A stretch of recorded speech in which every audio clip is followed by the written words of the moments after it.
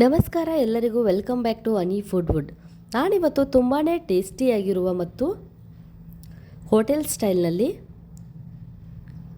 ಯಾವ ರೀತಿಯಾಗಿ ಉಪ್ಪಿಟ್ಟನ್ನು ಮಾಡ್ತಾರೆ ಅಂತ ತೋರಿಸಿಕೊಡ್ತಾ ಇದ್ದೀನಿ. ಮಾಡುವುದಂತೂ ತುಂಬಾ ಸುಲಭ. ಯಾವ ರೀತಿ ಮಾಡೋದು ಅಂತ ನೋಡೋಣ ಬನ್ನಿ. ಮೊದಲಿಗೆ ಸ್ಟವ್ನ ಆನ್ ಮಾಡಿ ಒಂದು ಕಡಾಯಿನ ಇಟ್ಟು ಅದಕ್ಕೆ 1 ಕಪ್ ಆಗುವಷ್ಟು ಸಣ್ಣ ರವಾನ ತೊಗೊಂಡಿದ್ದೀನಿ. ನಾನಿಲ್ಲಿ ಸೂಜಿ ಅಂತ ಕರೀತಾರೆ ಅಲ್ವಾ, ಆ ರವಾನ. ಅದಕ್ಕೆ 1 ಟೇಬಲ್ ಸ್ಪೂನ್ ಆಗುವಷ್ಟು ಎಣ್ಣೆನ ಹಾಕ್ಕೊಂಡು ರವಾನ ಗರಿ ಗರಿ ಆಗೋವರೆಗೂ ಫ್ರೈ ಮಾಡ್ಕೊಳ್ಬೇಕು. ರವಾನ ಯಾವ ರೀತಿ ಫ್ರೈ ಮಾಡ್ಕೊಳ್ಬೇಕು ಅಂದರೆ, ರವಾ ಫ್ರೈ ಆಗಿರಬೇಕು, ಆದರೆ ಕಲರ್ ಚೇಂಜ್ ಆಗಿರಬಾರ್ದು. ಆ ರೀತಿಯಾಗಿ ಗರಿ ಗರಿ ಆಗೋವರೆಗೂ ಫ್ರೈ ಮಾಡ್ಕೊಳ್ಬೇಕು. ರವಾ ಎಷ್ಟು ಗರಿ ಗರಿಯಾಗಿ ಫ್ರೈ ಮಾಡ್ಕೊಳ್ತೀವೋ ಟೇಸ್ಟ್ ಅಷ್ಟು ತುಂಬಾ ಚೆನ್ನಾಗಿ ಬರುತ್ತೆ ಮತ್ತು ಉಪ್ಪಿಟ್ಟು ತುಂಬಾ ರುಚಿಯಾಗಿ ಬಿಡಿ ಬಿಡಿಯಾಗಿ ಸಖತ್ ಟೇಸ್ಟಿಯಾಗಿ ಸಾಫ್ಟಾಗಿ ರೆಡಿಯಾಗುತ್ತೆ. ನಂತರ ಒಂದು ಪ್ಲೇಟಿಗೆ ಅದನ್ನೆಲ್ಲ ಟ್ರಾನ್ಸ್ಫರ್ ಮಾಡಿಕೊಂಡು ಅದೇ ಕಡಾಯಿಗೆ 2 ಟೇಬಲ್ ಸ್ಪೂನ್ ಆಗುವಷ್ಟು ಎಣ್ಣೆನ ಹಾಕ್ಕೊಳ್ಬೇಕು. ಎಣ್ಣೆ ಎಲ್ಲ ಕಾದಾದಮೇಲೆ 1 ಟೀ ಸ್ಪೂನ್ ಆಗುವಷ್ಟು ಕಡಲೆಬೇಳೆ ಮತ್ತು 1 ಟೀ ಸ್ಪೂನ್ ಆಗುವಷ್ಟು ಉದ್ದಿನಬೇಳೆ ಮತ್ತು 1 ಟೀ ಸ್ಪೂನ್ ಆಗುವಷ್ಟು ಸಾಸಿವೆ ಮತ್ತು ಜೀರಿಗೆನ ಹಾಕ್ಕೊಂಡು ಚಟಪಟ ಅಂತ ಸಿಡಿಯುವವರೆಗೂ ಫ್ರೈ ಮಾಡ್ಕೊಳ್ಬೇಕು. ನಂತರ ಇದಕ್ಕೆ ಸಣ್ಣದಾಗಿ ಹೆಚ್ಚಿ ಇಟ್ಕೊಂಡಿರುವಂತಹ ಹಸಿ ಮೆಣಸಿನಕಾಯಿಯನ್ನು ಕೂಡ ಸೇರಿಸ್ಕೊಳ್ಬೇಕು. ಮೆಣಸಿನಕಾಯಿ ಎಲ್ಲವೂ ಕೂಡ ಫ್ರೈ ಆದಮೇಲೆ ಮೇನ್ ಇಂಪಾರ್ಟೆಂಟ್ ಥಿಂಗ್ ಅಂದರೆ ಕರಿಬೇವು ಸೊಪ್ಪು. ಇದಕ್ಕೆ ಕರಿಬೇವು ಸೊಪ್ಪನ್ನು ಎಷ್ಟು ಹಾಕ್ತೀವೋ ಅಷ್ಟು ರುಚಿಯಾಗಿ ಬರುತ್ತೆ. ಇದು ಕರಿಬೇವು ಸೊಪ್ಪನ್ನು ಕೂಡ ಹಾಕ್ಕೊಳ್ತಾ ಇದ್ದೀನಿ. ನಂತರ ಒಂದು ದೊಡ್ಡ ಸೈಜ್ ಈರುಳ್ಳಿನ ಸಣ್ಣದಾಗಿ ಕಟ್ ಮಾಡಿ ಸೇರಿಸ್ಕೊಳ್ಬೇಕು. ಈರುಳ್ಳಿಯನ್ನು ಜಾಸ್ತಿ ಹೊತ್ತು ಫ್ರೈ ಮಾಡಲಿಕ್ಕೆ ಹೋಗಬಾರ್ದು. ಆ ರೀತಿ ಫ್ರೈ ಮಾಡಿದರೆ ಟೇಸ್ಟು ಚೆನ್ನಾಗಿ ಬರೋದಿಲ್ಲ.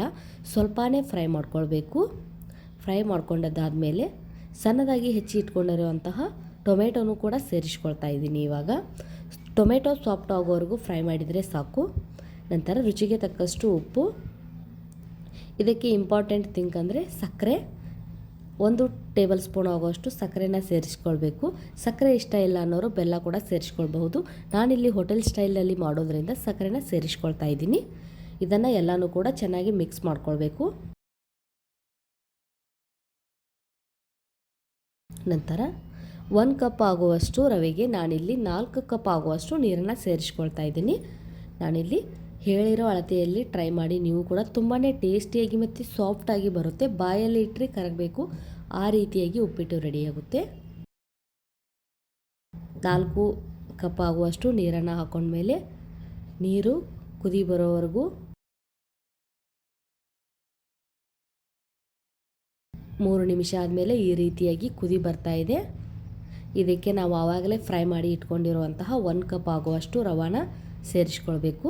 ಉರಿನ ಇವಾಗ ಲೋ ಫ್ಲೇಮ್ನಲ್ಲೇ ಇಟ್ಟು ಈ ರೀತಿಯಾಗಿ ಕುದಿಸ್ಕೊಳ್ಬೇಕು. 1 ನಿಮಿಷ ಈ ರೀತಿಯಾಗಿ ಚೆನ್ನಾಗಿ ಕೈ ಆಡಿಸಬೇಕು. ಲಂಪ್ಸ್ ಏನೂ ಆಗೋದಿಲ್ಲ, ಯಾಕಂದರೆ ರವಾನ ಗರಿ ಗರಿಯಾಗಿ ಹುರಿದಿರೋದ್ರಿಂದ.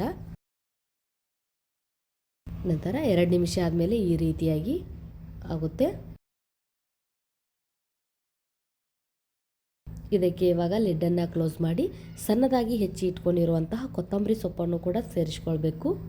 ಟೇಸ್ಟ್ ಅಂತೂ ತುಂಬ ಚೆನ್ನಾಗಿ ಬರುತ್ತೆ ಕೊತ್ತಂಬರಿ ಸೊಪ್ಪನ್ನು ಸೇರಿಸ್ಕೊಳ್ಳೋದ್ರಿಂದ. ಇದಕ್ಕೆ ಸ್ವಲ್ಪ ಎಣ್ಣೆನ ಧಾರಾಳವಾಗಿ ಹಾಕ್ಕೊಳ್ಬೇಕಾಗುತ್ತೆ. ಮೇಲೆ ಇಷ್ಟ ಇದ್ದರೆ ತುಪ್ಪನೂ ಕೂಡ ಸೇರಿಸ್ಕೊಳ್ಬಹುದು. ಕೊತ್ತಂಬರಿ ಸೊಪ್ಪು ಮತ್ತು ತುಪ್ಪನೂ ಕೂಡ ಸೇರಿಸ್ಕೊಂಡ್ರೆ ಟೇಸ್ಟ್ ಅದು ಕೂಡ ತುಂಬಾ ಚೆನ್ನಾಗಿ ಬರುತ್ತೆ. ಎಲ್ಲನೂ ಚೆನ್ನಾಗಿ ಮಿಕ್ಸ್ ಮಾಡ್ಕೊಳ್ಬೇಕು. ಮತ್ತೊಮ್ಮೆ